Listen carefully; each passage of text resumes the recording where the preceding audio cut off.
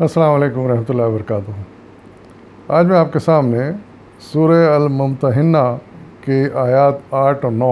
کا ترجمہ لے کر حاضر ہوں۔ سماعت فرمائیے۔ اعوذ باللہ من الشیطان الرجیم، بسم اللہ الرحمن الرحیم۔ اللہ تمہیں اس بات سے نہیں روکتا کہ تم ان لوگوں کے ساتھ نیکی اور انصاف کا برتاؤ کرو جنہوں نے دین کے معاملے میں تم سے جنگ نہیں کی ہے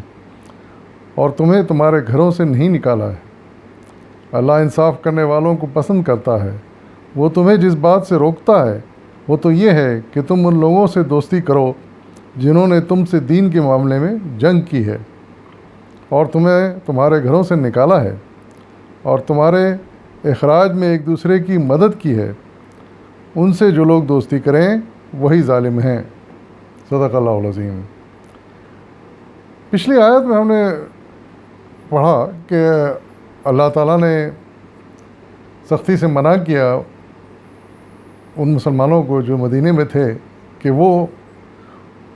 اپنے ان رشتہ داروں سے کوئی تعلق و دوستی رکھیں جنہوں نے اسلام قبول نہیں کیا اور مکہ چھوڑ کے مدینے ہجرت نہیں کی انہوں نے۔ تو چونکہ اب وہ کافر ہی رہ گئے، اکثریت ان کی، کچھ تھوڑے بہت مسلمان بھی رہ گئے، لیکن بہرحال انہوں نے ہجرت کرنا پسند نہیں کیا بلکہ ان کفار کے ساتھ ہی مکے میں رہنا پسند کیا انہوں نے،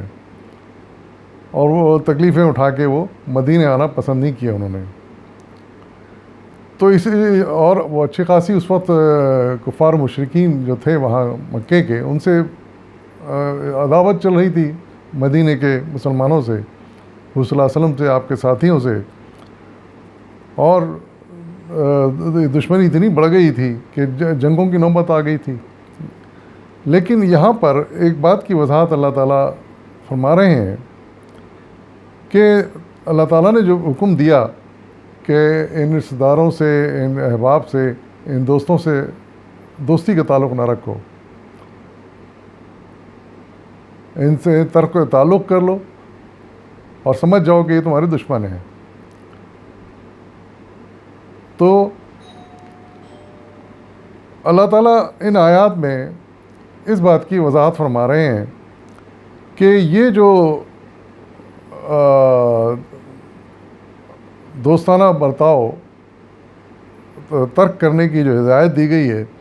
یہ اس لیے نہیں دی گئی کہ انہوں نے اسلام قبول نہیں کیا، وہ کافر رہ گئے،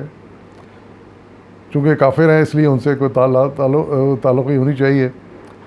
بلکہ اس کی اصل وجہ یہ ہے کہ انہوں نے مسلمانوں سے، اللہ اور اس کے رسول سے دشمنی مول لی ہے۔ وہ کفار ہو کے رہتے، امن سے رہتے تو کوئی بات نہیں تھی، صلی اللہ علیہ وسلم کو، ان کے ساتھیوں کو ان کا اپنا کام کرنے دیتے تو کوئی حرج نہیں تھا، لیکن انہوں نے باقاعدہ ان کے کام میں رکاوٹ ڈالی، تبلیغ دین میں رکاوٹ ڈالی، ان کے ساتھ دشمنی کی، ہر طرح ان کو نقصان پہنچانے کی کوشش کی، مسلمانوں کو اتنا تنگ کیا،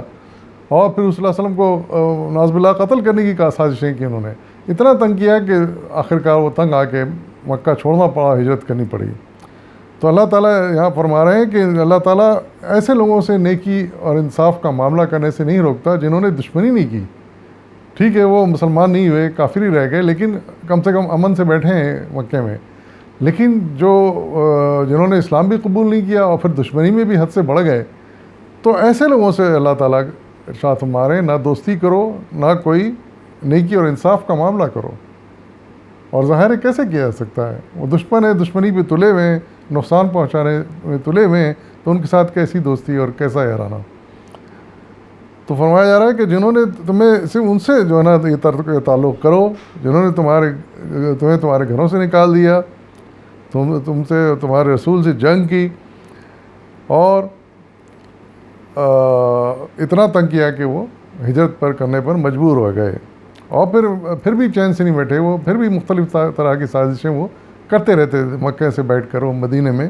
کچھ نہ کچھ فساد پھیلاتے رہتے تھے۔ تو اس بات سے تنگ تھے، اور اسی لیے حضور صلی اللہ علیہ وسلم نے ان سے جنگیں کیں۔ تو اس بات کی یہاں پر وضاحت ہو گئی کہ ہر کافر اور مشرک سے دشمنی مول لینا مقصد نہیں ہے، اور ان سے صرف تعلق توڑ لینا مقصد نہیں ہے، بلکہ ان کے ساتھ دشمنی یا وہ تعلق توڑنا ہے جنہوں نے مسلمانوں کو تنگ کیا، ان کا جینا مشکل کیا اور ان سے جنگ کی۔